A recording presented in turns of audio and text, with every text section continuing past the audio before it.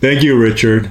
And to my good friend, Dr. Edwin Fulner, thank you for your insightful message and longtime advocacy and scholarship in promoting the U.S.-ROK alliance. I would like to also thank all the distinguished speakers from the U.S. and the ROK for your leadership towards a free and united Korea. Ladies and gentlemen, 2 years ago, we celebrated the centenary of the March 1st Korean independence movement that, under Japanese colonial rule, called for Korea to be united, independent, and free. That call was repeated by the United Nations in the aftermath of World War II. Yet today, Korea still remains divided. Unfortunately, this is not what the Korean people dreamed of. Shaped by Cold War dynamics, two states were created shortly after liberation, each wanting a unified Korea, but with conflicting visions of what it should look like. The Korean War only solidified that division, leaving the two regimes in a continual struggle for control over the peninsula to this day. This unfinished business has brought untold suffering to the Korean people, as well as insecurity to the region and the world. Attempts to restrain North Korean aggression from the agreed framework through the six-party talks to Obama's strategic patience only resulted in a nuclear-armed North. President Trump's attempt to resolve matters through dialogue in his summit meetings was no more successful. It suffered from a purely bilateral approach and an exclusive focus on just the nuclear issue. The time is ripe for fresh strategic thinking. A unified Korea aligned with fundamental freedoms and human rights should become the clearly stated and actively pursued policy of the U.S., South Korea, their allies, and the United Nations. This would provide a clear end goal for Korea policy and a framework for all negotiations with the North. Focus on this end goal naturally requires a comprehensive approach that no longer compartmentalizes the nuclear issue from other issues, such as human rights, governance concerns, and economic development.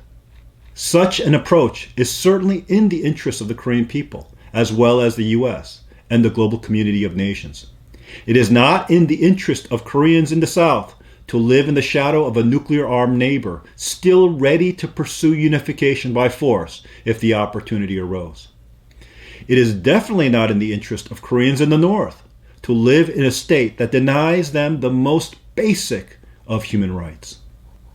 The path to a free and unified Korea must begin with the historic aspirations of the Korean people themselves to create an ideal nation drawing upon a shared culture and identity that long predates the current division. In particular, it must look to Korea's foundational philosophy of Hongik-ingan, or living for the greater benefit of all mankind, which aligns with the highest ideals and principles of democracy. I call this approach the Korean Dream and explain it in my book of that name. It is uniquely rooted in Korea's history and the hopes and ideals of the 20th century independence movement.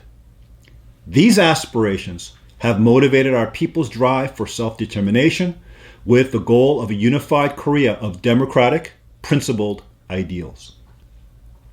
In our highly interconnected world, this cannot be realized without international support. Both Koreas have publicly asserted their desire for unification. The international community can contribute most effectively by supporting a Korean Dream initiative for unification. It is in the interest of the United States to play a major role in this effort. Not only would a free and unified Korea end the nuclear threat to the U.S., but it would create a nation that is a bastion of liberty and democracy in a region where statist approaches are on the rise. Thus, the U.S. should widen its current policy of denuclearization to that of supporting the Korean Dream. The Marshall Plan of post-war Europe can become a good long-term strategic framework since it reshaped the geopolitical landscape of that region by making former enemies into firm allies.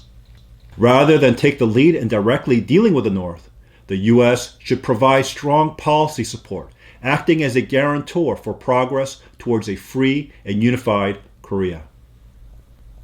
In addition, it could offer economic assistance and global leadership so that the South does not carry the sole financial burden to rebuild the North.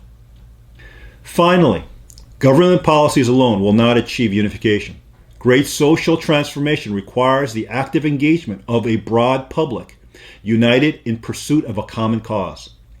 Just as with the effort to end apartheid in South Africa, the movement for a unified Korea needs broad Korean and international public support expressed through active civic organizations and NGOs. This charge has been taken up by Action for Korea United, the largest citizen-led movement for unification in the history of South Korea, which is now spreading into the major diaspora communities around the world. It is making unprecedented progress in bridging divides and building civic consensus in the cause of unification. Ladies and gentlemen, a unified Korea of high ideals will end the ominous threats to peace and insecurity in East Asia and will greatly benefit the world. With vision, leadership, and robust civic action, Korea's historic quest for one free, independent, sovereign nation can and will be a reality that is firmly within our reach. Thank you very much.